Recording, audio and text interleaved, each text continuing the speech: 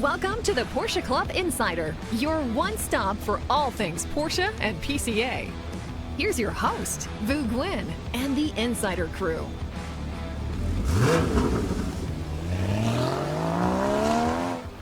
Welcome, everyone, to episode 105. Around the table, we have Manny Albin, Damon Lowney, we have Rob Sass as well, and at the controls, we have Robert Forsyth, and we are just back from Amelia Island. You caught up to your sleep yet? Nope. Yes, I'm in forever sleep debt. It's okay. I fall asleep where I can on the plane. I slept while on the plane. We caught up with our buddy David Medeiros, who was flying back to Rhode Island via BWI, and he's a chatty fellow, and I did want to sleep, and I couldn't sleep because he kept talking about how awesome Amelia was. Yes. Yeah, that's why I put my headphones on. You did. All right, well, let's just get right into it. Do you want to go into Amelia? Yeah, let's. That's our whole 5 days that we spent there. And I think when I was writing the list, it was a lot of stuff we all did. We all didn't do it together, but we all divide and conquer. So do we all agree that the weekend at Amelia is probably bang for the buck, one of the most fun car weekends? Most of the time people talk about Monterey and Monterey Car Week, but Amelia holds its own. Would you agree? I would say that. I would say if you have the means, Monterey's where the place to be. Correct. But Monterey's very expensive. Mm-hmm. So maybe for the average Porsche owner or someone who wants to experience it on a budget, Amelia is an incredible bargain.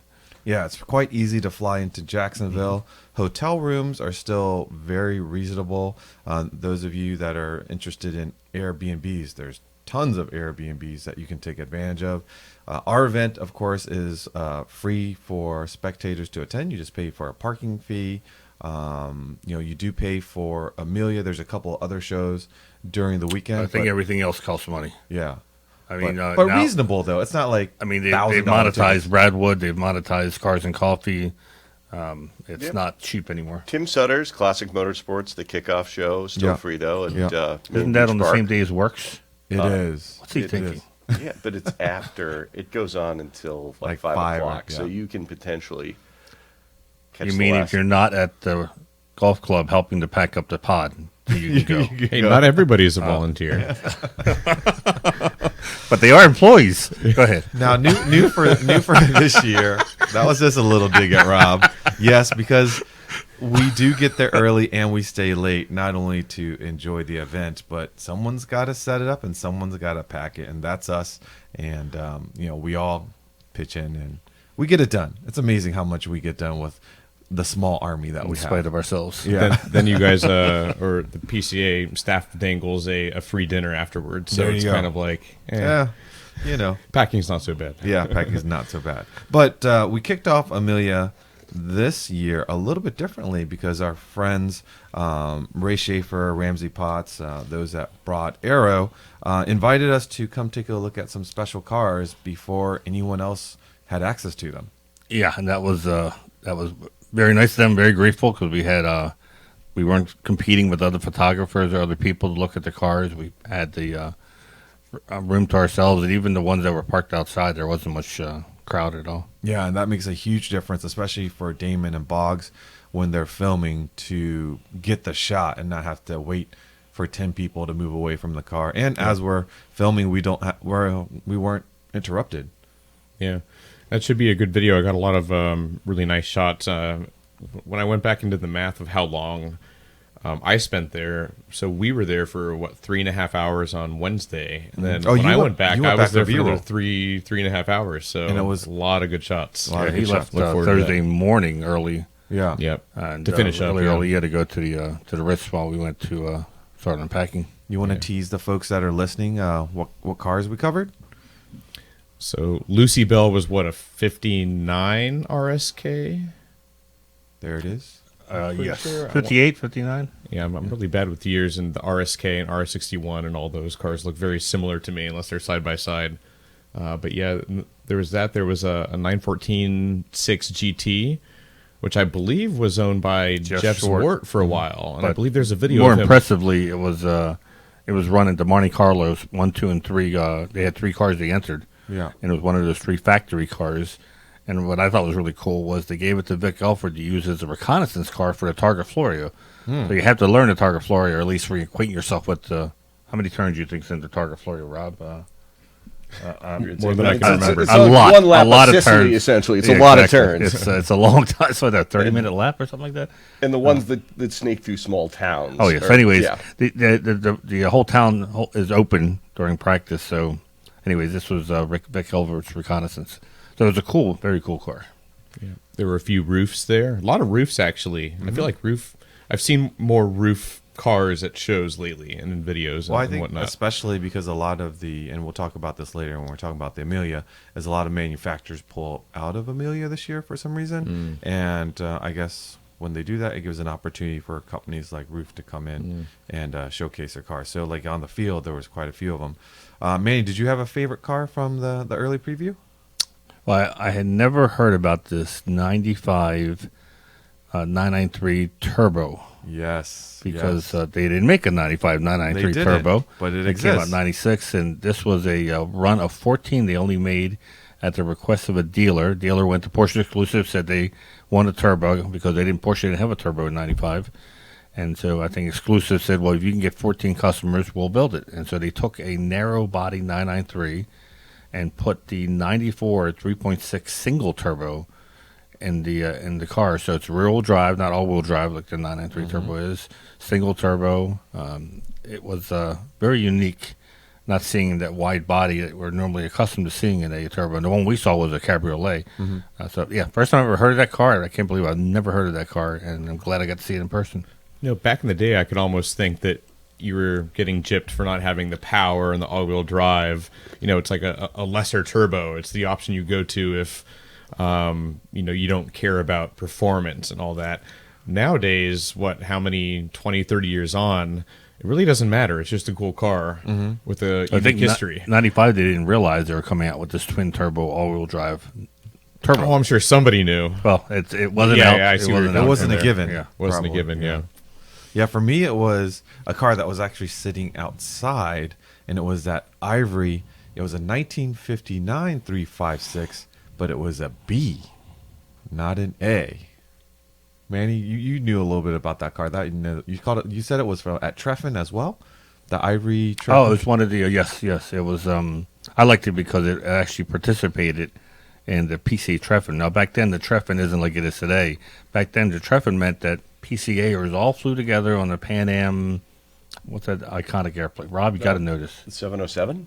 No, it was was it the Clipper? Oh, the Clipper, the Boeing Clipper, I the think flying so. boat. Yeah. Anyways, it came over, and I'm sure our aviation enthusiasts are going to correct us. But anyways, they all came over to Stuttgart.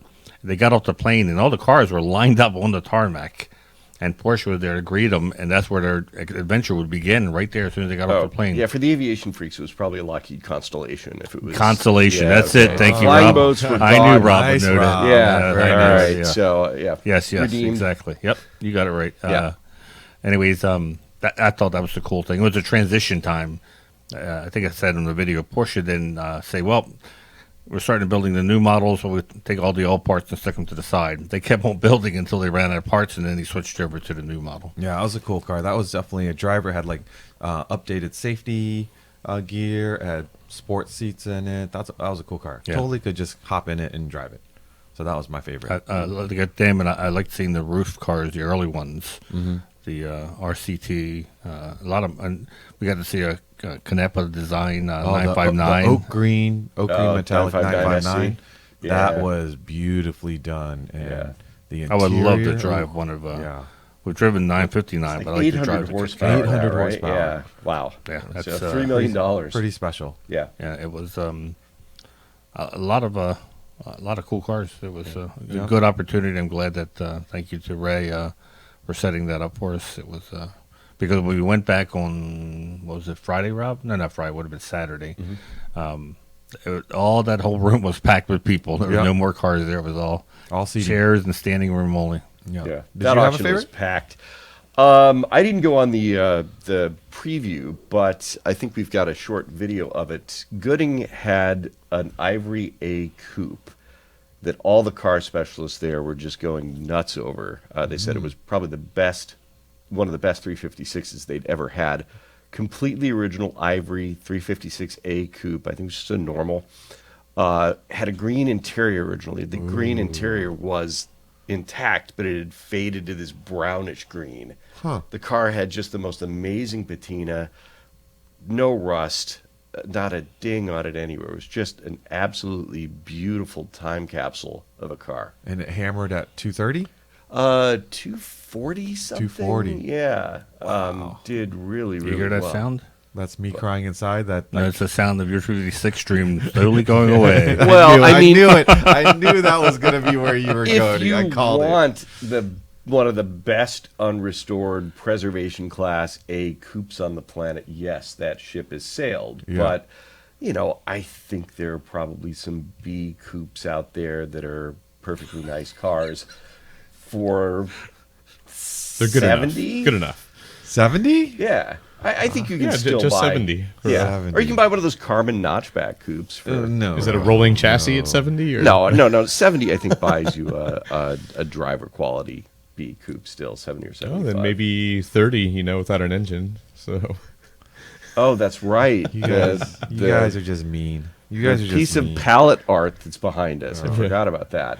All right, let's talk about setup day. We actually, before we get into setup day, I do want to give a shout out and thank Kathy Lee and Haggerty for inviting some of us to the Winemakers Dinner, which was Thursday night after setup.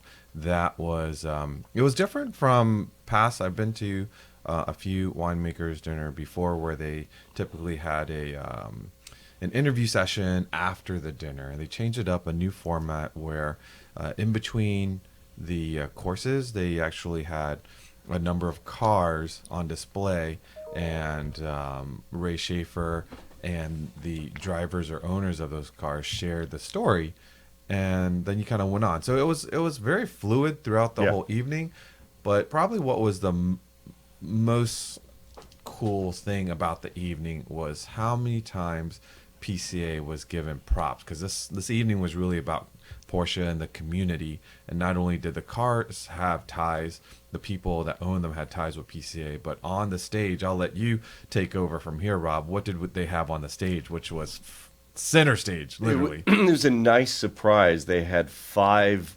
very, very beautiful blow-ups of some of the photography. Metal prints of the Michael Allen Ross photography from last January's design issue. And that was certainly a surprise to me.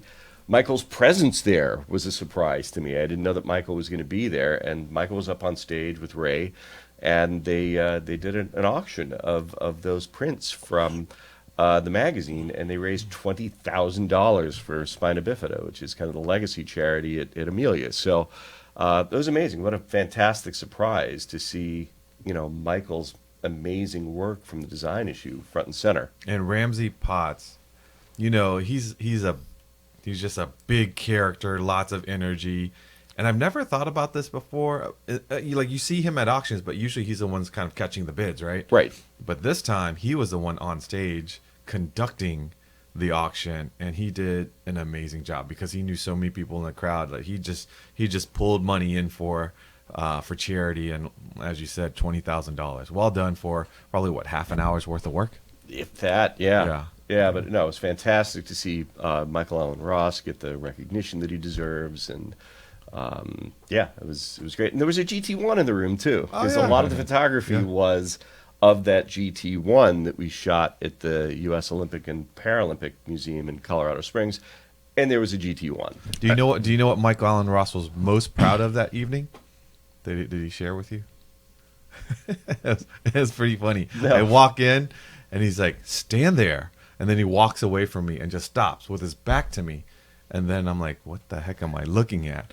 And he points down to his shoes, and he has some custom-made Vans. Oh, I saw the Vans. Yeah. Custom-made Vans, and on the heel, the back heel of the Vans, the left side said "never," and the right side said "lift." Yeah. So as he's walking, it's like "never lift, never lift, never lift." Yeah. Nice. That's pretty cool.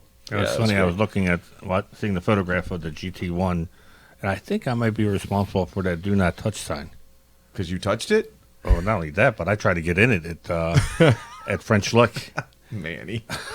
Whoops. Remember we had in the museum? Mistakenly, of course, right? And when, Why did you try to get into it? what would you do if you had a GT1 to yourself in a room by yourself?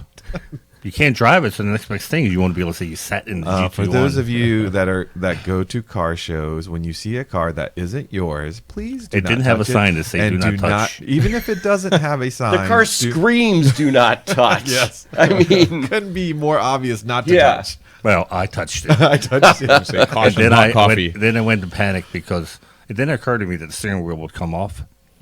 So I was halfway in and I got stuck. And got a little heavier back then. And, A little. And I thought I was going to start having a back spasm. Oh, like a my Charlie gosh. horse. And I thought they're going to find me half passed out in this GT1, The best halfway is in, halfway the out. best is we have to call 911 to get him extricated from a GT1. And jaws of Buck, life. Buck, from he's Porsche. a big muscle guy and everything. Did he pull you out? No, I saw him get in it. He's like made of jello. He went in there, just slid in, and off he went. I'm like, how the heck did he get in there? It's not his first rodeo. He's Evidently, been in no. that- in So I that saw car. him driving it, and I thought, well, Bucks can get in there. I can certainly get in there. But Yeah. evidently, then I also saw him remove the steering wheel, which it never occurred to me to remove the steering wheel. I was trying to squeeze Buck it. is our hero. Buck is at most large yeah. PCA events. He handles the activations and the builds for Porsche. And I can't tell you how many times he saved the day, from providing tools to getting the little 4x4 to help tow things around. So, Buck, if you're listening, thank you for all you've done for PCA over the years. He's a cool dude. So let's go into Werks and how they always say don't watch a pot boil, but I watched the pot boil and watched the weather forecast probably for a week and a half, hoping We were lucky for setup that it was dry, was dry. because what tears up the golf course, of course, is not so much the cars going on, but all the heavy equipment that is used to set up prior to the entrance showing up. And I kept on looking, going, boy, if it stays dry for this setup, it's going to be a big help because the grass won't be torn up. And it did. So setup was fortunately very dry and very mild. Honestly, it was a perfect day to have Werks Reunion on Thursday. Yeah. Perfect weather. Yeah, it was almost teasing us of Yeah. what it could have been. But the people who didn't come with raincoats or umbrellas, I was just shocked. I'm like, didn't you look at the weather? I mean, the odds were that it was going to rain. Yeah. Well, that was me on Sunday, but we'll get to that in a second. So, as an event organizer, the chair and all of us that are, involved, we have to think about, does the show go on? Do we change anything? What's plan B? What's plan C? And I think we made the right call by sticking to the original plan, and whoever the diehards come out. And we were even saying, you know what, if half the people show up, then we will just refocus the theme of the show as the diehards, rain, sleet, or snow.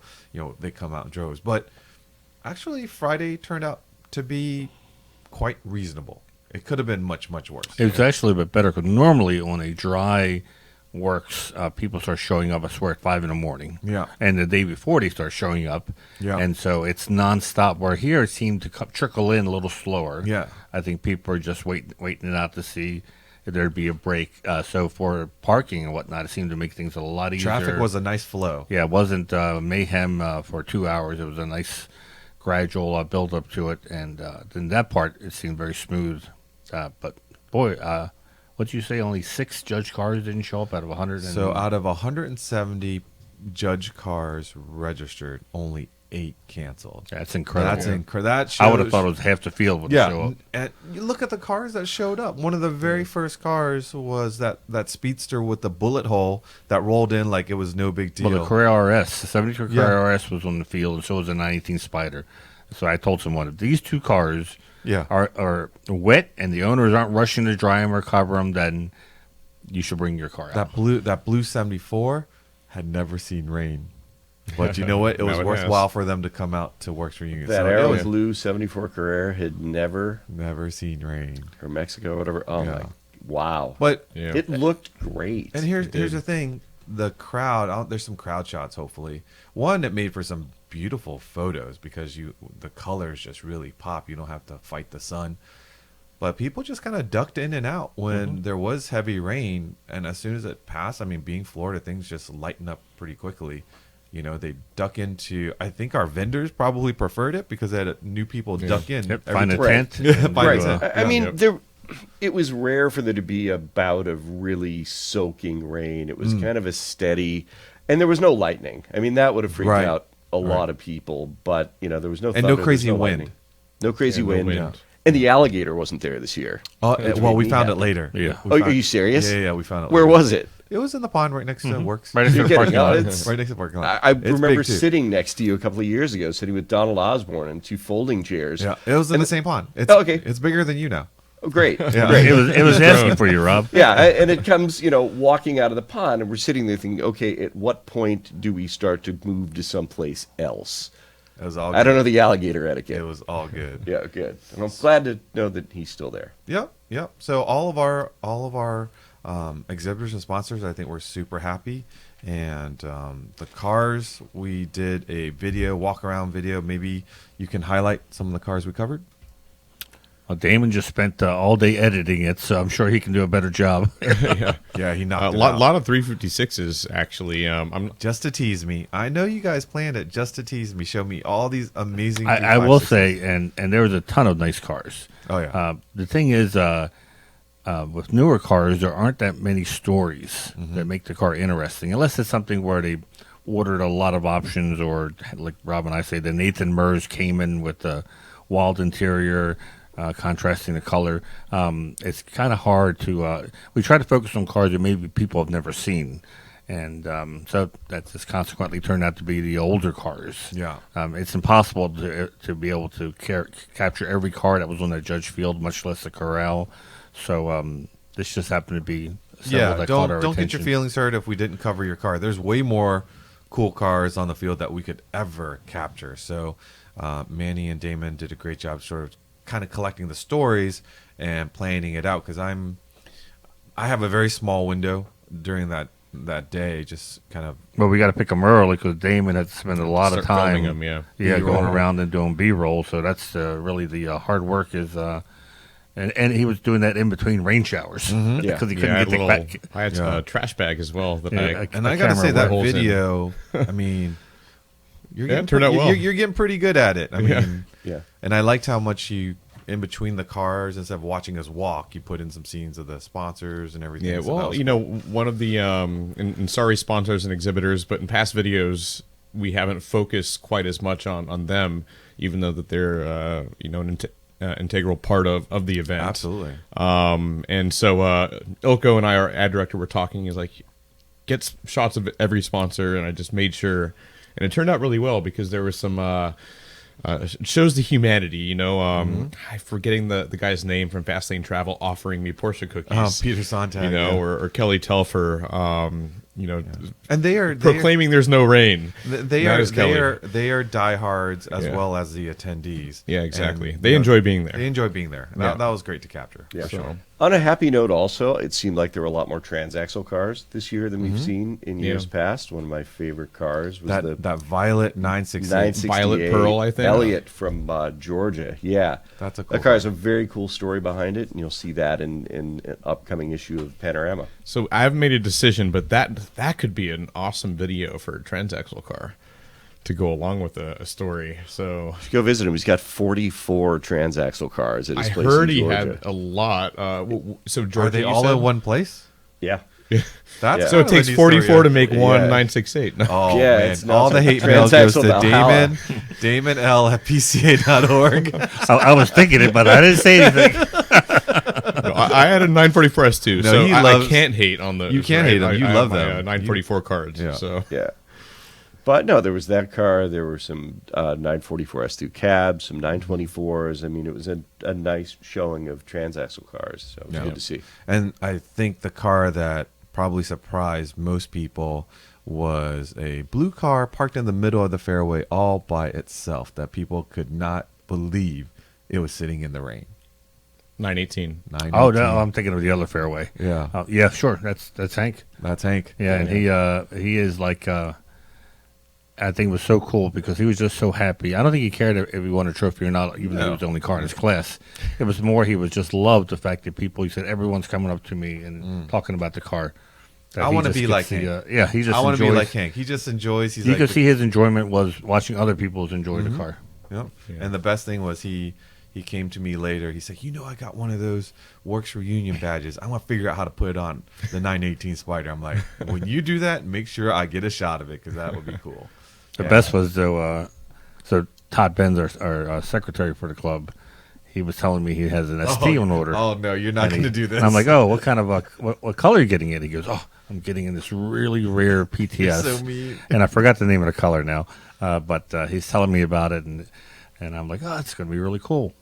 A couple hours later, I run into Hank with the 918, and he's like, yeah, he goes, I have a 911 ST on order. I'm like, oh, super.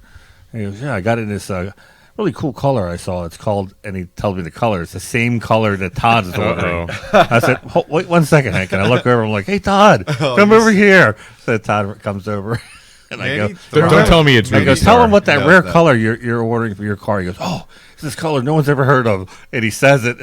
And Hank's like going, that's what I'm ordering mine in. You're so mean. You thrive on these opportunities to just make people. Yeah, you are a. So I'm certain we're seeing so many Ruby Star cars because No, of it's the not same Ruby thing. Star. No, it's not Ruby Star. That was something I've never heard I of. know. I think I know, but I don't want to say it incorrectly. But yeah, it was the same color. What color do you That's think funny. it is? I know what it is. Well, just say it so I can remember what the... I think it's. So everyone else can buy it. Let's just say it was the same color. Moving on. Moving on. All right. Has one of them called PAG to maybe change their color? Is there? No, I mean... It's, No. I'm sorry. Your car's already left the paint shop. Well, let's just say Hank's not going to change it, and Todd Might. might. might. funny. It's still a very rare. Todd lives color. in Wisconsin. It's still 5 paint cans. It's super rare. All right. Anyways, wrapped up the show. People stayed till the very end. We had some tires. Actually, 3 or 4 sets of Pirelli tires we gave away. And so we were also worried that the merchandise store, because it costs a lot to bring down the ladies, house them, and actually pay them, merchandise, move all the merchandise. And so when it rains, you have less people, and there was a concern that the income would be much less. I may not even break even, but they did really well in the merchandise store. And the shirts, I think the only thing they had left was maybe some smalls. Yeah, nothing went back into the pod. Yeah, the event shirts were gone. Same thing with the girl badges. All the hats were The sold. hats. Hats, yeah. Great, yeah. yeah. It was Speaking of the hat, very successful. So are you guys aren't distracted, but I'm looking that way. I'm distracted by the transition of the front of his hair to the headphones to the back of his hair. Oh, I know. No, this is pissing me off to no end. I see. People who have hair and don't take care of it. It just irks me to no end. No, it's not that. It's I'm sorry, Rob. It's this thing's going. The It's hair's almost, popping up. It's almost like you're peacocking at me. Like that, like a New Year's Eve hat. Now you can't unsee it. Sorry. Okay. All right, Rob. I'm gonna let's go into Bonhams. Tell us all about Bonhams, because Bonhams Image is going to be with me the rest of the day, Rob. Bonhams and Gooding. A lot of all that activity happens during Werks, right? So we miss it all. Well, Bonham started on Thursday. It's it's the first one to go off. They were supposed to start at I think 10 on Thursday, and they actually started at about noon. But yeah, Bonham's always has an interesting assortment of cars, things that you may not see at other catalog sales. One of the things that we were looking at was a very pretty, I think it was an ocean blue and Savannah beige 996. It was a factory aero kit car, very cool, but it was not a GT3, it was not a GT2, it was just a run-of-the-mill 996, which you don't see. Like a C2? Yeah. What yeah, year? C2. I think it was a 99. It was a first-year car. I'm very This is interested. one Right, in the and story. you I'm very don't interested. see cars like that very often at catalog sales, and it was going at no reserve. So we thought, maybe the buyer for this car is not in the room at Bonham's, at a fairly fancy catalog sale. Maybe someone's going to get a no reserve bargain on this car. And it was it was not a freakishly low miles car. It was a 62,000 mile car, about what my factory aero kit, so 99. Blue aero kit. It had MYO2 18-inch wheels on it. It's a handsome looking car. Very but nice. Not like a high dollar car. No. In most people's eyes. In most people's eyes, no. And maybe that worked in its favor there. But, we thought, okay, if the right person isn't in the room for this car at a fancy catalog sale, maybe somebody will get a no reserve bargain. Maybe the car will sell in the 30s. Fat chance. It sold for over $40,000, which was a pretty. I think that's still a smoking deal. I think. Says the owner of a 99. Yeah, No this is the self-interest owner there. of a 99 I think that is on the 996 low with a end. factory aero kit. Mine's black. Yeah, Yep. And So- if you're watching on YouTube, we have the story up now, and it's that blue 996 that is That's a sharp looking car. yeah with Very the sharp. wheels For that you have 40? on your I 996. feel I was believe, telling correct? Rob, I'm like, for someone who isn't following it as close as we do, to get that car for 40-some is a smoking deal because your neighbors are going to look at it and think you spent over $100,000 on the car. Right. I mean, to they somebody- can't tell the years. They're going to think it's so new, and it's a lot of bang for the buck. right. For somebody who is the unsuccessful bidder on the 906 or something, that's probably. Do you really think? Wait a cushion minute. money. You're saying this is a good consolation prize for someone who wanted a 906? I'm joking. But, for somebody who did, whatever the car is, who didn't get the car that they wanted, this to probably the average Bonham's bidder is sofa cushion money at 40. So I can I split hairs because I think I'm correct and you guys can confirm. So that's a 99. It has a factory aero kit, but I don't believe a 99 you could get a factory aero kit. Like you can't get it I from think the you're dealer. right because What's that the- came out in 2000. Like I think. my car, the factory aero kit was added later on. Maybe it wasn't a 99 then. No, but it says Is it 99. 99? It's 99, but- I think I remember I was looking going at to the say, options. why do we sticker, send you to isn't the it? auctions? You can't get the years right.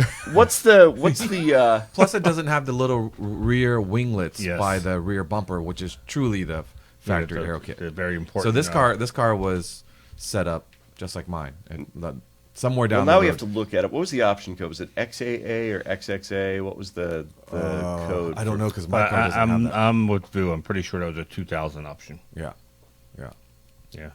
But anyways, very handsome. But Very handsome, very good result. yeah, I- 40 some thousand. 40 smoking. Yeah, deal. 44,800. If you can get that car for 40 something, that's a smoking. I mean, deal. it's a smoking deal for anybody sort of on the outside looking in. But I mean, if you were buying that car outside of an auction, a 64,000 mile 996 coupe in nice colors with what was possibly a dealer added aero kit, 35, 36. no. in I still today's think for me, I for- think it's in the 40s. For me, 44,800, which is what this one sold for, that is right around where a fairly decent 997 Carrera could be had, and it would be a toss up. I really like that aero kit and that color, You but think you can get a 997 for 44? a Carrera, I think oh so. yeah, You think Yeah, so? and Like point a one, dot a one, point one. yeah, you can get a dot Yeah. one. Yeah, which I'd be fine with. I like dot ones. yeah. I know some you people could, don't. You could certainly get a dot one. But Really? it's just the age of $18,000 996s are gone. Yeah. It's not going to happen for again. sure. Could you get a 997 in a color like that for 44? Probably not. That's probably Yeah, this where one's you're. very clean. I did notice it had a very well done subwoofer in the behind the rear seats. If you go back, Robert, one more. Only you would notice Look a at that. subwoofer. Go back. Nope. There you go. Oh, I don't like that. That's not because it's behind All right. the seats. You don't even see it. You don't even see it. Look at it. Well, there- because the seats are down. Every time I looked in the mirror, I'd be reminded of the mistake I made. Is there a shot of the option sticker? Yeah, I wouldn't be able to read it. I doubt it. Engine's been detailed. No, I think it's very super smart to clean. put it in this auction. Yeah. Well, because What did they say about when you're going to buy a house in a expensive neighborhood? Right, buy buy the the cheapest smallest house. house. That's- Yeah. The smallest house with Absolutely. Well, I mean that is certainly a factory So can taco you spoiler. tear with me? Yeah. Tell me, I did see in like it looked like a like a display case parked outside of I think it was Bonham's, where it was the Courier 6. Mm-hmm. Yeah. Did that car sell? There it is. Yeah. Yeah. Yeah, that's my shot. Yeah. Was that the only car set up in that sort of box, or did they have a bunch of? Oh, okay. Well, I think what I was asking you is there 2 906s on the island that this past weekend? Because there was one at the Hangar event I went to. I think it was that car. But was it in that box? I don't remember seeing Bonhams in the on box. it. Was it? Okay. Yeah. But that was the one that raced mainly in Japan then. Yeah. Oh. Yeah, which I have a poster of, and I'm still geeking out on the factory aero kit or not factory aero kit. Well, Google it. No, move on. Google it after the podcast. We're right. But and it's that for those listening, like if we're the wrong, factory let us know. fill, the Mobile 1 decal on the spoiler and everything. I mean, that looks. That's a great. Would a deal. dealer do that? You know, What? with the I Mobile mean, it 1 could have decal? been done afterwards, dealer or not, right? I know, but would you put the like the factory fill Mobile 1 decal and all that stuff on it? I wouldn't. I don't know. Who knows? Okay, Who knows? we'll look it up afterwards. Yeah. So, what other cars caught your eye there? At Bonham's, I tend to look at 928s a lot just because early 928s I find interesting. They had an oak green car there that was not as good as the 78 928. The white car that Broad Arrow had sounded like it had an exhaust leak when it started up. It was just kind of a car. It was a Euro car with 177,000 kilometers on it. Oh. It's The white one that you and I looked at? Is that what we're talking about? No, but I can confirm there was a 99 aero kit. There was a 99 aero kit. Wow. Because you know why? The GT1, not GT1, excuse me, GT3. The original Mark 1 GT3, that's what the aero kit there came we with. go. In Europe only, never made it to the US. But you could order a C2 with an aero kit Yeah, in and it was 1999. to answer Rob's question about What's it the was option the code? XAA or something yeah. like that. Yeah. Yeah. I stand corrected. Yeah. And So I we all want to stand for say that I looked at the option sticker on that car, and the XAA was on it. So That's even better. yeah. So you got So now the 44 grand now is you got even more of a steal. factory aero kit car. 44 smoking deal. All right, but Yeah. yeah, the Back Oak to the Green next one. 928. XAA is the so you have a fake one. I have a fake one. All right. I'll admit that one. But if that's a factory aero kit, how come it doesn't have the little side pieces on On the rear bumper. I've seen cars with those without those. I mean, of all the elements of an aero kit, to me, that's the only one. Yeah, that I'm happy it's is not on my car. It's polarizing. I don't how like it looks. them. Yeah, but we just came from a weekend where people are arguing whether the corner molding folded up or not on a Speedster windshield. So. Yeah. Someday people are going to be arguing about that stuff with 996s. Oh, yeah. It'll be you and your walker going, yeah. Yeah. Well, it doesn't have the winglets on the rear bumper. Can't be factory. Yeah. But no, regardless, it was a nice car. That very average gray market 928, the oak green car there sold for over 30, which is a car that that's pretty 5 good. years ago would have struggled to make 15 or 16. So And the one at Broad Arrow that you Did wrote 50. about, 56. Yeah. That's the one that was parked outside that we filmed. Yes, it was, yeah. 56. Does everything in Bonhams happen in the tent? yeah. So to give people an idea, Bonhams is like located between the Ritz, where Broad Arrow is, In the airport. and the it seems like Works too. Yeah. Yeah, it's Works located Works across- bumps up to the airport. Yeah, it does. I Yep. could- where they dropped our pods off at the golf course, I could see the airport, Yep. literally the fence. Yep. And so we have to go through their traffic jam every time we go to Works because the police are there and people are crossing over from the parking lot or the grass, but not really a parking lot, over to where I see this big tent that says Bonham. But that's where they have all the. Yep. Yeah, we don't have passes for that, so we just drive by and look at it. How many cars did they have total?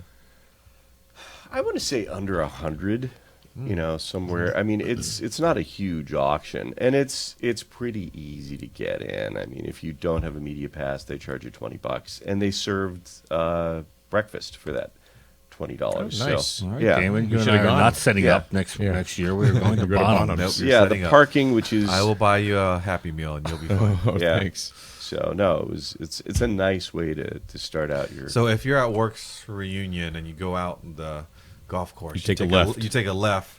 That's where Bonham's is. But if you right, take it's a right, the end of Buccaneer. if you go to right, then you're heading towards Gooding and the Omni. Right. Yeah, It's all Bonham's within across from the minutes airport. of each Yeah. other. It's not a very long distance. All right, so tell us a little bit about Gooding.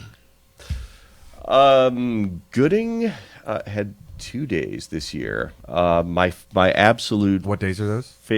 Friday and Saturday. Friday and Saturday. Yeah, my absolute favorite car at Gooding was not a Porsche. Is it all right to say that? Sure. That's you know what, that's funny that you say that, because so many people come up to us, and when we're looking at non-Porsches, they're like, "Oh my gosh, I can't believe you're standing next to a non-Porsche." I'm like, "We like all cars." Yeah, and it was not a Porsche, and it was an SUV.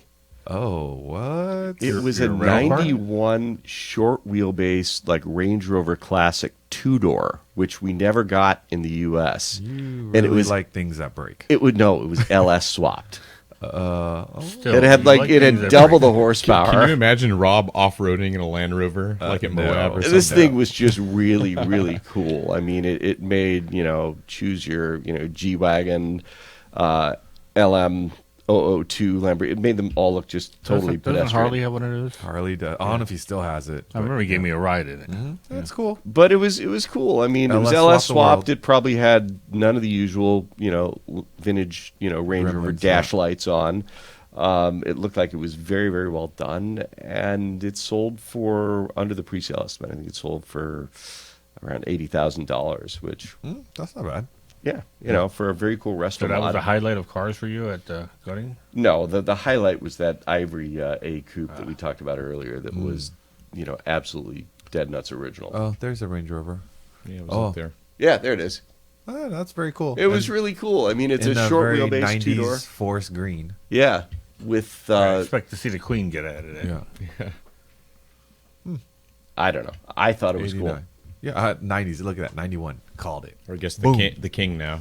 Yeah, well, I mentioned earlier it was 91. Oh. Thanks for listening. I wasn't listening. Yeah, but no, that was cool. But I loved that ivory A coupe was probably one of the most charming. Not to harp on 356s or anything, Vu, around you, but it was probably one of the most charming 50s Porsches I've seen in a long time. So would you say from both of those auctions, the presence of Porsches, was it on par with past years? Were there more? Were there less? I think it was about on par. It's Amelia is kind of interesting. It probably about 10 years ago started to become really synonymous with Porsche when Gooding auctioned off the Matt Drendel collection, I think in 2012. And after that, it seemed like the place where everybody wanted to consign the Porsche. Seinfeld did it like in 2016 or whatever. And the Porsche presence in the last 10 or 12 years has just ratcheted up significantly at Amelia. So I think it's about on par with last year and the last couple of years. I think most people will ask, how would you say pricing is? Is it steady? Are there bargains to be had? What's There weren't very many notable bargains to be had in Florida right now. One of the cars that we didn't talk about earlier was the Riviera Blue 968 cab that RM Sotheby's had in Miami. That sold Also for, in the story, yeah. Yeah, that sold for over $70,000. cab? 78,400. Yeah. okay? It's got to be at least a manual. It's a manual. But, Okay. I mean, every auction I like, because of Renbo and everything else, I like to pick out one result that you can basically Attribute the color. solely to the color. Yeah. And that was this car. I mean, it had 20,000 miles on it. It was a very nice car. But if it were guards red and black, it would have struggled to break $40,000, and it did almost double that. So, And I forget if we said where it sold, but this was an RM sale, so this was all the way down in Miami. That was- Right. Yeah. Moda. Right. Yeah. Yeah. So, that was interesting. But overall, people are willing to pay for great stuff in an expanding market like we saw during the pandemic. It's kind of a rising tide lifts all boats. And the number one and the number two cars pull up the 3 and the 3 - cars. I think we're seeing less of that now, but people are still willing to open their wallets for really great cars. Do you care to comment on, I think for those that went know this, I don't know that many listeners know this, but RM used to be at the Amelia, but with Haggerty taking over the Amelia and they have their own auction house, Right. Broad Arrow, RM was actually not too far from Werks Reunion last year, and then this year they chose to have their event down in Miami. Oh, start a new event. Started a new event in Miami. How do you, like, for me, I think the enthusiast loses because you kind of have to choose between one or, which one you're going to go to. Like, was there any buzz or chatter about that over the weekend about, man, I can't get to RM because they're so far away now? Yeah, well, people talked about it. Hannah Elliott wrote an article in Bloomberg that people were talking about, trying to play up this feud between Haggerty and Rob Myers. But I think that the people who were there, who stayed for the whole weekend like we did, we're happy that we did. The Concours, the Amelia is a wonderful event. We got to see a Ferrari 250 GTO sitting out in the rain. That probably hasn't happened since the early 60s. Yeah. So I think that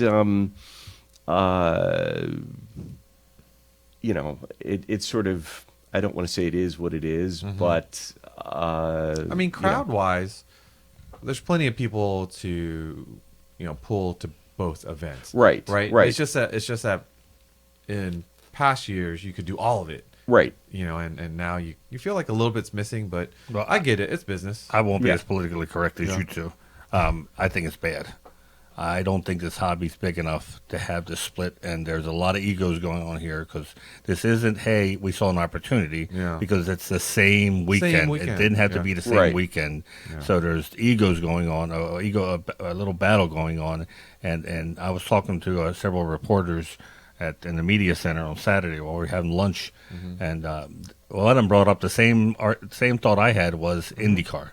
When IndyCar and kart split, the fan base was not big enough to support a split, and they both suffered, and they're still recovering from it. And Formula One just dove in and took everyone's attention away. I hate to see this happen with our little hobby, which is even smaller, this little world. Right. I think they have to kiss and make up and come with some kind of resolution. But if Moda continues to grow, it's going to siphon people off from Amelia Island. It's just basic math. It's going to happen.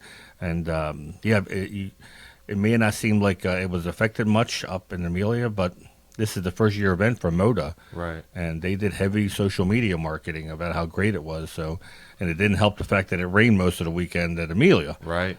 So I hope things get patched up and somehow they realize that a united force is better than this divided one, and the hobby it'd be great if they want to do their own event in Miami. Just go to a month later. Give enthusiasts the opportunity to attend both and see both types of cars. Don't make us choose and then just separate the hobby unnecessarily. Yeah, well, I think it's everybody's hope that they patch things up. So I agree with that. And you can read about RM's motivations in the Bloomberg piece. But, yeah, I agree with you, Manny. I hope that things get patched up.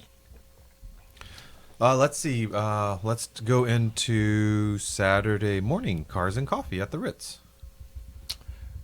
So this year we weren't showing a car, so we didn't get in super early.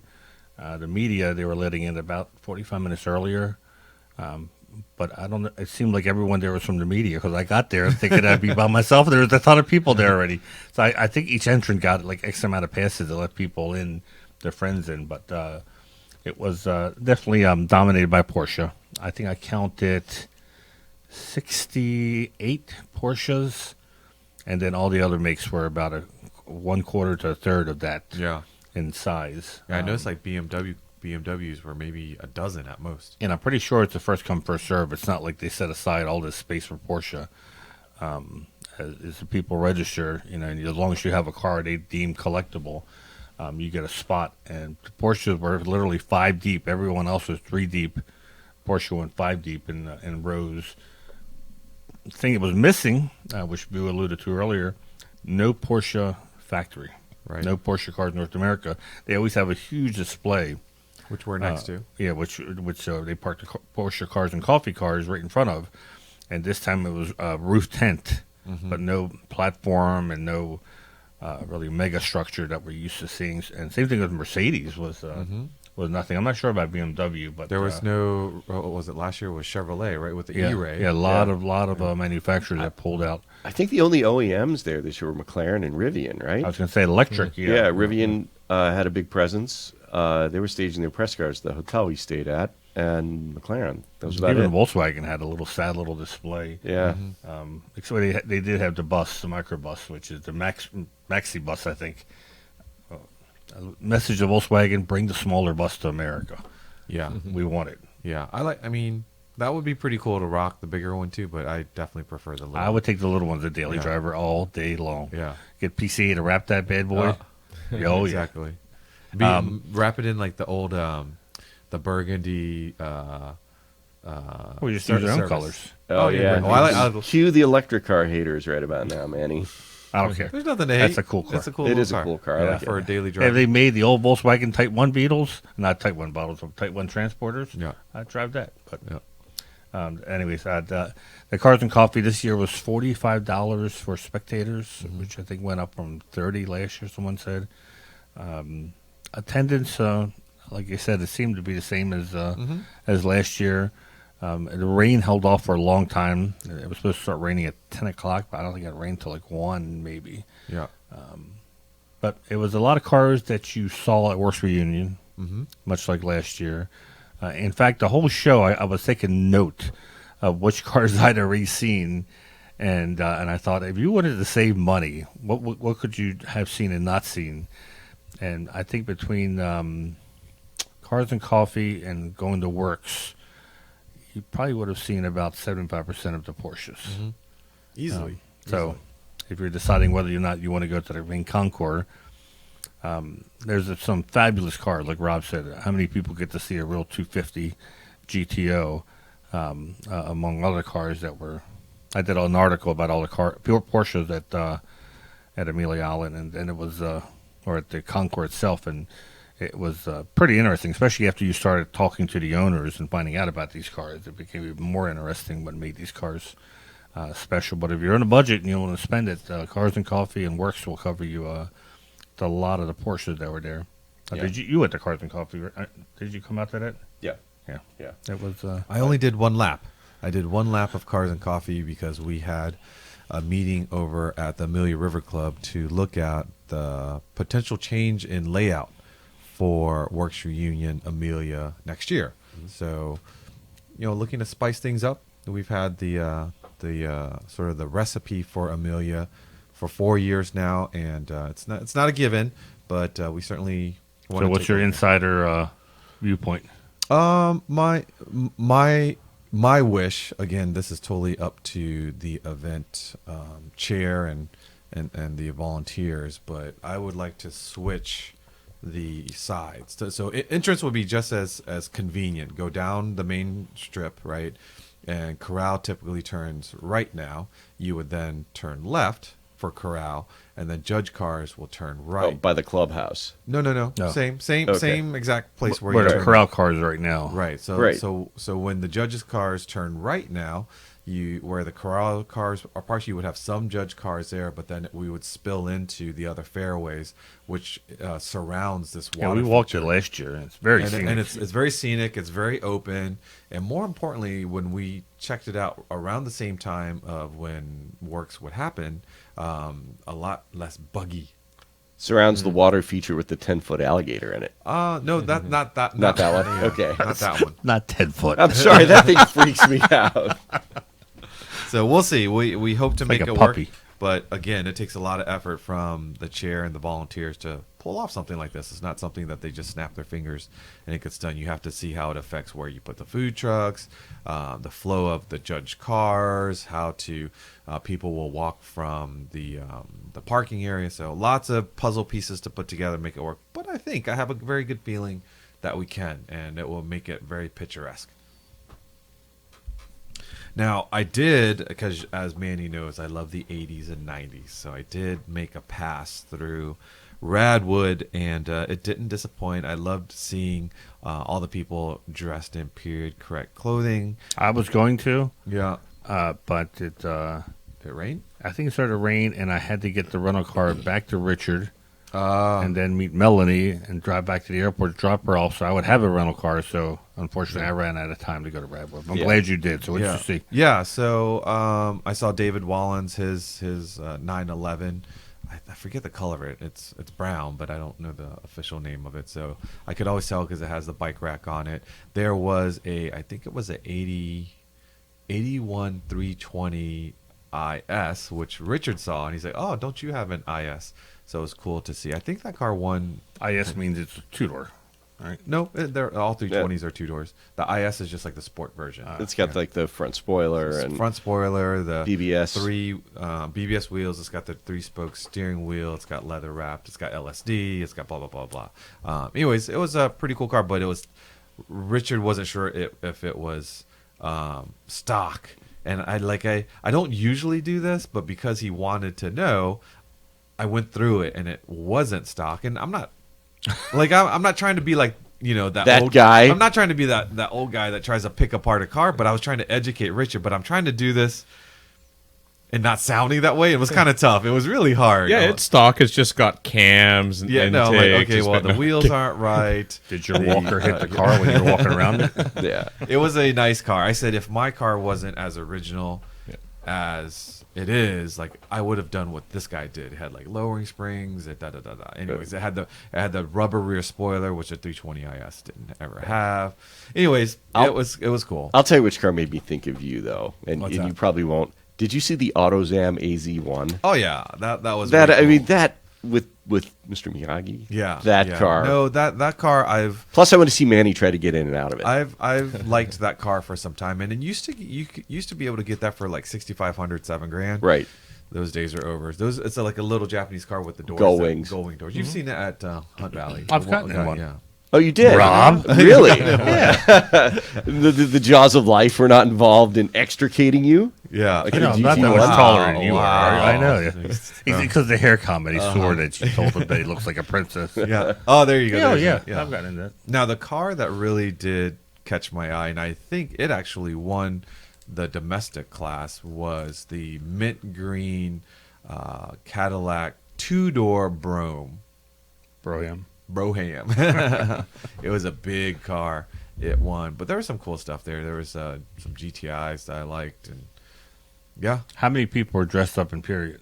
I would say only. It's not like a regular Radwood. No. I would say maybe 5%. So there's probably a dozen people that dressed up. So you're telling me it's not pronounced Broham? Broham. Only the cool people. So how is it actually pronounced? Broom. Broom. Was that movie, like Broom? What was that movie called? I think it was called The Great White Hope, was it? Where that line comes from, where he says, you've made it and you have a I want a Broham, and the guy goes, Brom? He goes, no, Broham. And why would you name a car that probably half the population can pronounce? Unless I'm the only one. Oh. Well, then there's the new Alfa Romeo Toenail.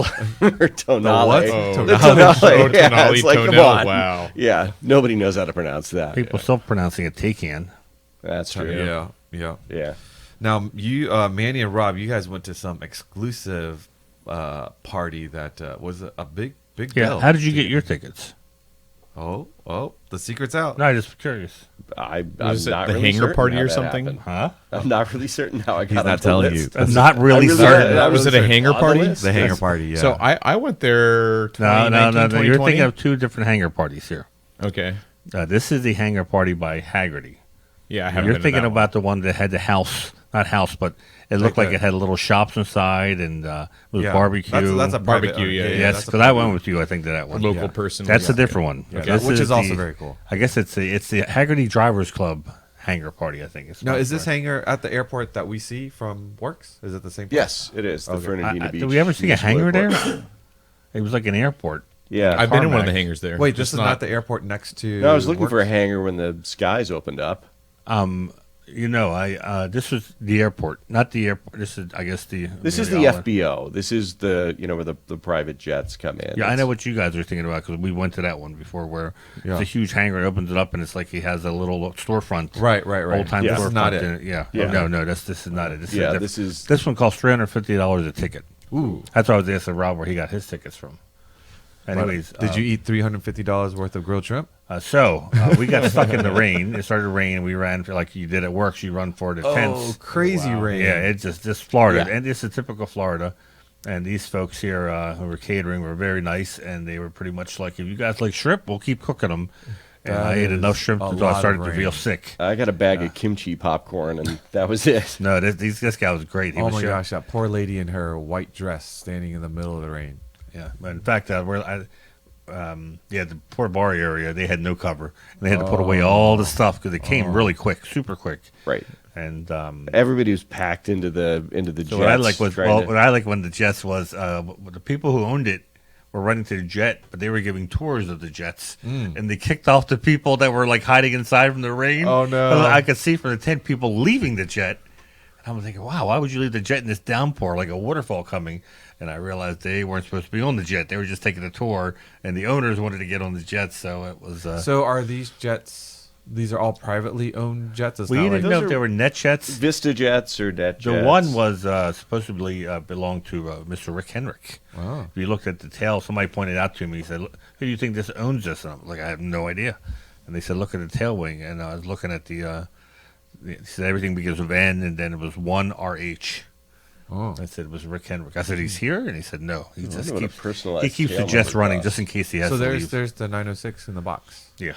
Yeah. Okay, so same car. You see, I guess I see bottoms on the other side. Yeah. I was going to say I didn't remember seeing bottoms. So how many cars were on display and how many planes? Oh, I would say maybe 25, 30 cars. They were Okay. all spread out for Instagram photos. A lot of the cars we had already seen at Werks or Cars and Coffee. But big shout out to Gaspar who found an extra ticket for me because they said I couldn't expense $350. Yes, no, you cannot. Actually, I thought it was like $35, and I thought, I'll just pony it up myself. And I looked it up, and it said $350. One more zero. I told Bob Miller, I go, I'll meet you afterwards. We can go get some dinner. Oh. But he found me a ticket, which I was very grateful for. Gaspar owns Gasworks Garage. They're the ones who take care of the cars. We film a lot. And so one of the cars that was the 914-6 GT that I got to drive back. So this is the one we did a video on with Bob Miller and I think you talking about the differences between the 914-6 and 914-6 GT. So Jim Earlbeck got to drive it to the event, and so Jim's like, "Oh, you got experience. There's a car on Nice. YouTube right now. It's yellow. Is that yellow or green? It's yellow. Yellow. Okay. Yellow with stripes. Like I said, we feature on the video. So I wanted to drive a 914-6 GT, and Wow. it had rained really hard, so the car was really running rough, like on 5 cylinders, because of all the water that gotten through. It probably got the distributor wet. But I'm like, I'm not going to give this chance up. I'll get it there. So it kept on stalling. It would hit the gas, and nothing would happen, and it would just kick in. That would be and too stressful for me. So I stalled like right in the first stop sign. I'm in the middle of the street trying to crank this thing back on, you know. Gosh. And people are pulling over, asking if I needed help, and I finally got it started. Then he missed the entrance to the condo where they're storing it at, so I had to do a U-turn. Anybody who's done a U-turn in a race car knows that the steering angle isn't as sharp with the big tires on it. Managed to get it, and then it's a gated community. So he gets out, Gaspar, and he opens the door, hits a keypad, opens the door. He goes through. I start to go through, and the car dies. In the gate, Right in the gate. Oh. So now I'm like cranking this thing, and I am sweating bullets because I am thinking, how fast can I jump out of this car? And put If yourself this- if between. this iron gate starts swinging shut. Right. And I had visions of this poor car getting crushed by this gigantic, had to be a 15 to 20 foot gate. Luckily, it had a sensor. I've been spraying the whole time. I'm like, I hope they have a sensor. And I'm stuck here. I haven't gone through because I was there for about 2 minutes trying to crank this thing on. And it finally fired up. And I apologize to all the people that live in the condo because this car was so loud, straight exhaust. I'm like revving it really loud to try to keep the revs up. Find some train tracks for you to stall on next. It was I was like, wow, I wasn't expecting such a stressful ride home. Yeah. I felt like I was on the last lap of Le Mans after 24 hours getting it home. But I can now say I drove a 914-6 GT. Under duress, cool. but I drove one. Very cool. All right, man, the hour just blew by, and we still have quite a bit. So we'll keep on going because I think we've got a lot to share. Let's go into the Amelia itself on Sunday. Any favorites that you saw? Well, I was grateful for my media pass. because I got there before the masses got in. Still a lot of people there, but it was quiet enough to take photographs and talk to owners about the cars. And for people who are wondering who come at the regular hour, this is when they do all their judging. So they're doing most of the judging before the public gets there, which makes sense because they get to walk around the car and look at everything, and they're not competing with the public trying to take pictures of the cars.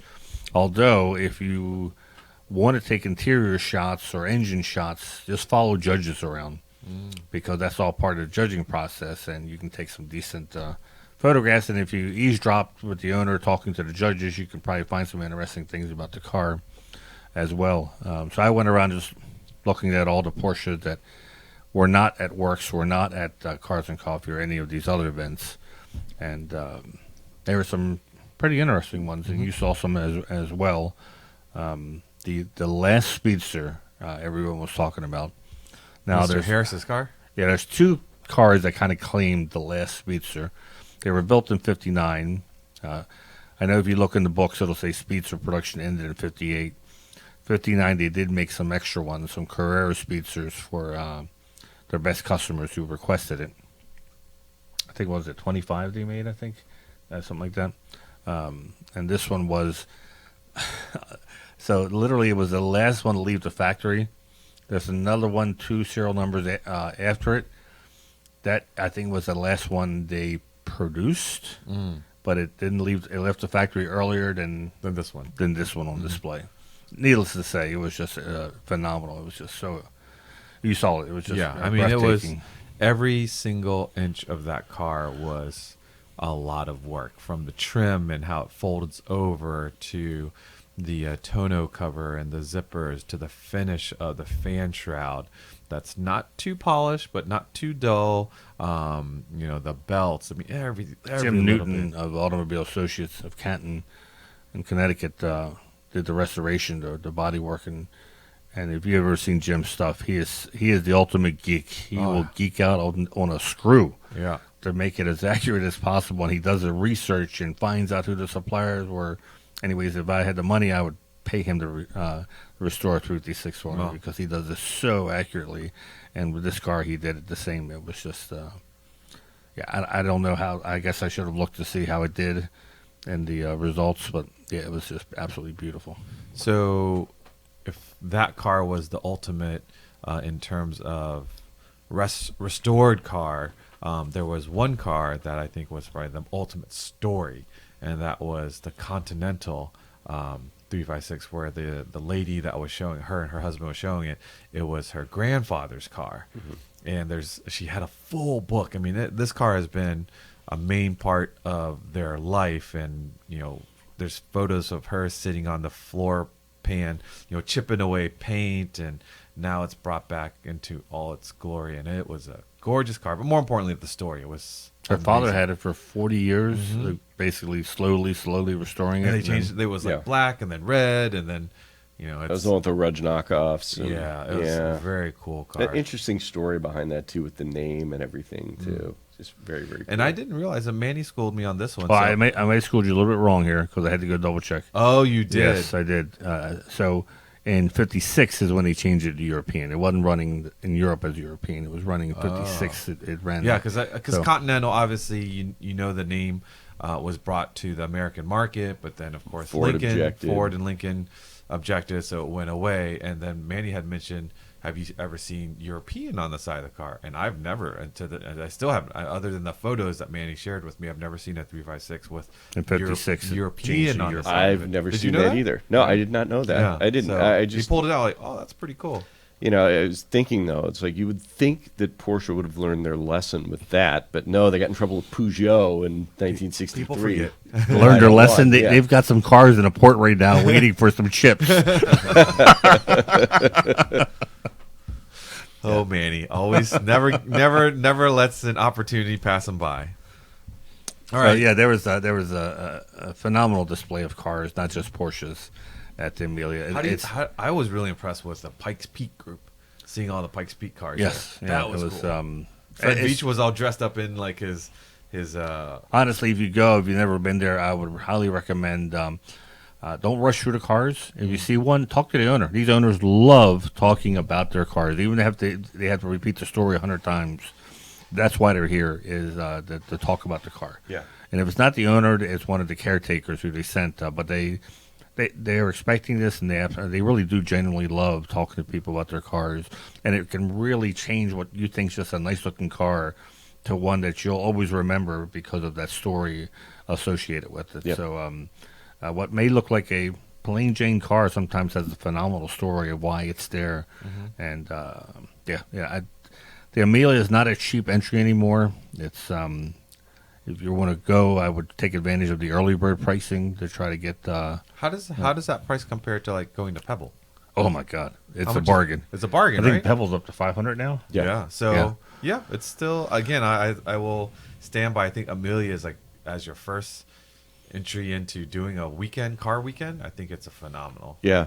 To Manny's point, even the judges, once they're done with their judging duty, are really accessible and really helpful. I learned more about under 50cc Italian motorbikes that day. Yeah, that was pretty cool. Did you see those? Yeah. Yeah. And Jeff Zwart put together a bunch of those rally 911s, and I think Jim Newton brought out his safari car that we saw at the Audrain. I think that car won its class as well. Yeah, that was when I put in my article. It was a special car that the Porsche factory had built for an SCCA champion rallier in the U.S., and it had some very cool little pieces I had never seen before. That once again, these people who own the cars, they geek out on this as much as you do, and the more you show interest and ask questions, they would love to explain the most minute details of the car. All right, so let's. We've got some. Maybe we throw up the newsletters. If you haven't checked out eBreak News, Mart Fresh News, Performance News, head over to PCA.org and get signed up. Anything on the videos front, Damon? So we just released the Werks Reunion video, which by the time you're hearing or watching this podcast, it'll have been out for about a week or so. But tomorrow, Tuesday, we should have the Broad Arrow auction preview video up. And I'll be working on a Cayenne water pump replacement for a first gen. It'll be going up pretty quickly. And yeah, those are sort of the two main videos coming up in the next couple weeks. Manny, I know we're kind of over. Do you think we can take a bit of time and go over the news? You want to highlight those? Sure. All right. The first one you have here has to do with real quick videos. Yep. So if you're listening to this, Tech Tactics Live will have already happened. It was kind of a opportunity presented us with Tech Tactics Live. Yeah. Yes, it's tonight. So we have David Whittington from Porsche Market Letter. He's going to be on. We're going to talk about the Porsche Market, cars that sold at Amelia Island and down in Miami.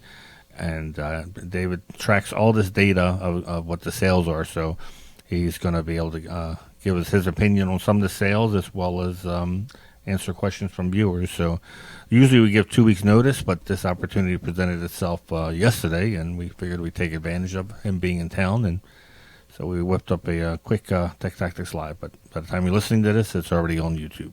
Should be interesting. All right, the first news item, you're talking about the Taycan Turbo GT. Yes, so you think this is the one I make it to drive, Rob, if I ever hear back from Porsche? As far as I know, you're on your way to go drive it. That's what I mean. That's the GT? The 1,000 horsepower? No. I was sorry, about not to this say. one. I'm sorry. Yeah, I love how he just teed it up. I know. You're gonna got all excited here. Our listeners and viewers here watching this on Monday. Driving the refreshed. And our listeners are watching this on Monday, March 11th, and this is actually the day that this quote-unquote Turbo GT Taycan will be unveiled. So on Monday. Yes. So you'll probably hear this, and then shortly afterwards you'll see some stories popping up. Yeah, this is the one that broke the Tesla record. Yes. Or the Tri-Motor. Mm-hmm. This is the one that I want Montai to get a hold of. Yeah. To see what they can do with it. Yeah.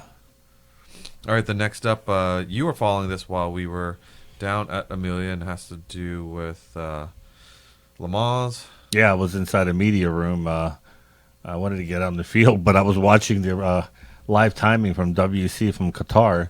This was the first race of the season in the WEC, and it if this is any indication, bring on Le Mans. It's going to be a great year. Porsche takes 1, 2, and 3 in the hypercar, and they win the LM GT3 with the Montai 911 GT3R. It's phenomenal results. Racing's racing. We took advantage of other people's misfortunes, but that's all part of racing. But to see the 963s take 1, 2, and 3, that's the first win for a 963 in the WEC arena. So that's great news. So because they're doing so well, your next news item, is that related to why they're postponing the crankshaft? Yes and no. So there was news all throughout the off-season that Porsche had developed a new crankshaft. Instead of 180-degree crankshaft, it was 90-degree crankshaft. And but according to the regulations, they need to run 2 races, and all the 963s, not just one, not just WEC, but IMSA and WEC has to run this new crankshaft in order for them to be able to determine performance and then balance the performance numbers. So basically, is this going to give them a huge advantage? Do we have to add some weight to the cars or whatnot? So Porsche wisely, especially after the start from Daytona and now Qatar, said they are not going to have this crankshaft in by Le Mans because they would have to do 2 races, which means the next race, the race after that, they would need the crankshaft and to get data on all the cars once again. Oh, wow. So odds are they may not have all the crankshafts to be able. Plus, you got to back up stuff, and that's a lot of pressure to do all that. Yes, and I think the fact that they started off so well, it's kind of like why you want to mess with something and we're doing really well, and then for them to add on balance of performance if it doesn't give us the performance we think it's going to. So you'll probably see some change after Le Mans. I think right now they have their eye on the prize, which they should be, and that's to win Le Mans. Okay. All right. The next 2 also has to do with EV, Panamera, Taycan. Yeah, so, it never occurred to me. I would assume the Panamera was just going to go up to the wayside or is going to be live in the land of hybrids. But according to this article, the Panamera will stay as an EV, will stay and will become an EV. Which really, I know. I was making a face. I'm like, same thing, dude. That's the same thing I said. So they don't say a lot about what's been confirmed yet. But they say because it's a bigger car, it'll be more luxurious, where the Taycan will be more sportier and smaller. Compact, that'll be very interesting to follow. And if you've sat in both of those platforms, the Panamera is definitely more luxurious, much bigger, much more comfortable of a car. So I would say it'll be interesting to see what. So the order that they're going to come out with is, I think the Boxster comes out before the Cayenne. So Macan, then Boxster, and then Cayenne. I think for EV goes. So I think the next story is the Boxster Spy Shots, which it still looks like a regular Boxster, which is great in my opinion. It's not. Sometimes electric cars look like different cars just to look like different cars, but this still has looking like a Boxster, and I can't wait to drive one. I know. I've seen it before. I can't wait to drive one. It's a reflection. I thought there was like a hint of the iconic vent on the rear fender, but that's just a reflection. Oh, yeah. So it looks good. Yeah, it's. I'm sure they're going to keep some design cues and whatnot of. And this is still a mule. Some things are being hidden. It's not the full production version, but it's good that we're seeing more and more testing. And yeah, I can't wait. All right. Well, let's talk a little bit about events and wrap this baby up. Porsche Only Swap Meet in Carlisle, April 27th. Porsche Parade Phase 1 is open, so make sure you get signed up and join us in Birmingham. PCA Sim Racing. Actually, we'll give a little plug. We were talking about sim racing yesterday with Ashley Freiberg, which will be a insider podcast. So that'll be the next podcast. And she has an amazing story, and she shared with us not only her story from karts to open wheel to finally being in a cup car, but also utilizing sim racing to help prepare for upcoming races. So if you want to try it yourself, PCASimRacing.com. Treffin at Sea, we've talked about it a million times, and as you know, I love the program. We have over 800 people currently registered to attend Treffin at Sea, Alaska. So hopefully you'll join us there. Did they sign anybody up at Amelia Island? They did. I'm sure they did, because they had. I think they had a prize. If you signed up there, you got entered into potentially winning another cruise. So there was a lady there getting all this information, and apparently she was so excited. She tried. Oh, this happens a lot where people try to talk their significant other to going on a cruise, but they don't really want to. But then they hear PCA is going, and then all of a sudden it opens up to being, oh, okay, I might go now. And that's kind of the conversation she was having. And then at the end of Werks, we do a bunch of raffles, and I just kind of turned to the left and said, who here signed up at Treffin at Sea because you're entered into this raffle? And she put her hand up and she said her first name, and I'm like looking at my screen and going, you're actually the winner. And she just started crying. It was very cool. But yeah, there's definitely people signed up. Let's throw up the merchandise, the PCA Insider t-shirts, podcasts, mug podcasts, water bottles, and of course, if you'd like a Insider decal, just send us an email to podcast@pca.org. I brought a batch every day and kept them in my pockets, and it was pretty cool to see how many people walked up to us and thanked us for doing the podcast, and I would give them a set, and I think we've seen a couple of them in some social media posts. So with that, anything else? I wanted to give a shout out to what you got? Originality. Jeff Price from Porsche Mainline. Oh. I mentioned this, I think, the last podcast when I told him that I left #1 years ago at the Porsche Experience Center when we went to take a tour. They gave me one, and he was kind enough to say, I have an extra #1. Cool. Give me your address, and this came in the mail. So, Jeff, thank you very much. You have completed my collection. There you go. So, shout out. If I have enough money someday, I will buy my Porsche from Porsche Mainline. Very nice. All right, folks. Well, thank you for listening. If you aren't currently a PCA member, grab you that know what? pin. Hold on a second. There's more? Your buddy gave me something, but I never heard you say it. Oh, Mr. look at this Gentili bell. sent a bell. He said it twice, Robert. All right.